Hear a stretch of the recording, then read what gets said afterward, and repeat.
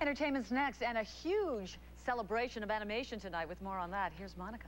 Thanks, Anna. We're not talking about the Hunchback of Notre Dame here either. Toronto's Nelvana Studios has made a big mark in the animation business, both here and in Hollywood. This year celebrating its 25th anniversary, Nelvana is being honored with an exhibit that opened today at the Art Gallery of Ontario.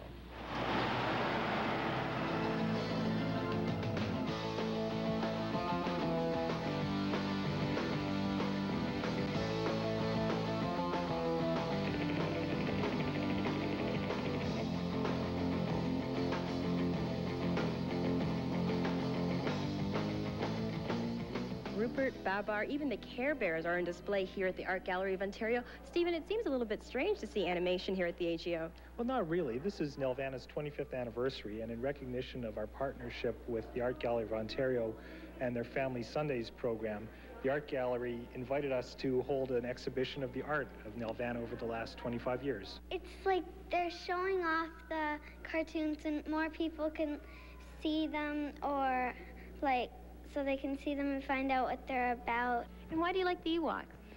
Because they're cute and stuff, and they don't waste things just because they, well, I don't know.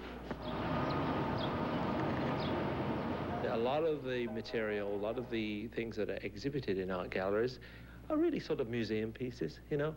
But animation, cartoons, it's a medium that people enjoy today. It's a medium that gets out there, that is accessible. You know, it's an art medium. It's a real art form. If you want to check out some of your favorite animated works, the exhibit Nelvana Turns 25 runs here until November 11th. At the Art Gallery of Ontario, I'm Tracy Melchor for City Pulse. And Disney does come to mind, but then you should think of Toronto-based Nelvana. It has made a huge mark here and in Hollywood. On its 25th anniversary, Nelvana is being honored with an exhibit of animation artwork that opened this morning at the Art Gallery of Ontario.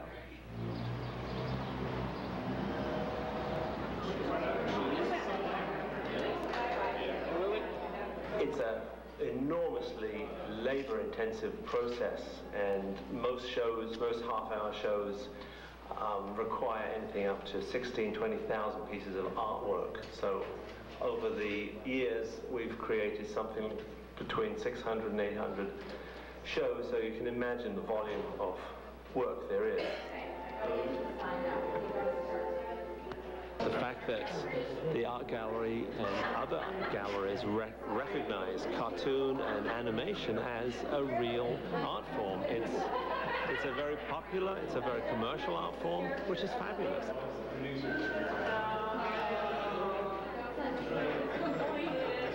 Now, for 25 years, Nelvana has been producing and distributing animated TV series, specials, feature films. And to celebrate 1/4 of a century of work in Canada, the Art Gallery of Ontario has launched an exhibition of Nelvana production cells, character designs, background art. It opened today, and Global's Elaine Loring had a look at this colorful exhibit. The 80 works on display represent an overview of the history of the company. This form of cell animation is changing with the move towards digital animation. The founders of Nelvana say it's been quite a trip down memory lane putting the exhibit together. Some of the artwork has been through the mill. I have been dragging this artwork around for years and years and years in different warehouses and people's basements, and it's made it through floods and fires, and it's been shipped to other countries. It's a true story, and brought back again. So some of it's been lost along the way. We have a huge warehouse, you know, full of artwork. And because some of it is done outside the country, some of it, you know, gets shipped back and forth. So some things have been lost, yes, indeed. And the rats have certainly eaten away at some of our pieces of art. Among the most recognizable work, Beetlejuice, one of the company's popular half-hour animated series. My Pet Monster. Care Bears, a favorite of young children. Long-known properties like Babar, the elephant you'll never forget. And Rupert the Bear, a character who's led to matching merchandise. The animation process is always evolving. But it's certainly changed over the years. You know, there's a lot of different styles. I look at some of the things and I remember people who worked for us, you know, 15 years ago. It's been an interesting process. Among the special guests at the opening, comic book artist and stand-up comic Les Barker, who created the comic strip called Nelvana and the legendary comic book Johnny Canuck. And as you see, I created him in my own likeness. Actually, that's when I was 16 years old, and that's how I drew myself, real ham. And I did other comic strips at the time, but this one is the one that became famous and stayed famous. It's in the history books, it's in the dictionaries, it's in everything. They bought the rights to the old comic books. They bought Nelvana, which was a comic strip, and Johnny Canuck. And Nelvana itself became the company name that they used. Upcoming for Nelvana, a new animated feature. Pippi Longstocking, I'm directing it, and it's a co-production between Sweden and Germany. And we started animation this week, as a matter of fact, here in Toronto. We're doing some of the animation in Toronto, we're doing some of the animation in Germany. We've worked with Astrid Lindgren, who is the original author. I've met with her in Sweden several times. She's very hard of hearing, she's almost blind, and she's 89 years old. But she's very happy that we're doing this. The Nelvana exhibit continues at the AGO through November the 11th. Elaine Loring, Global News, Toronto. One very animated entertainment report tonight, not just because of John Northcott, but John, because Nelvana slid into the Quarter Century Club. That's right. If I had known you were going to throw to me that way, I wouldn't be sitting down to do this report. It's a hot You'd have been day on your out here. head. Exactly. I'd be doing cartwheels or something. But Nelvana has helped put Toronto on the map as an animation center around the world. They've done some live-action features, but primarily over the last 25 years, it's been the animated stuff they made their reputation on. Now the Art Gallery of Ontario is saluting Nelvana. The show kicked off and Mike Wise was there.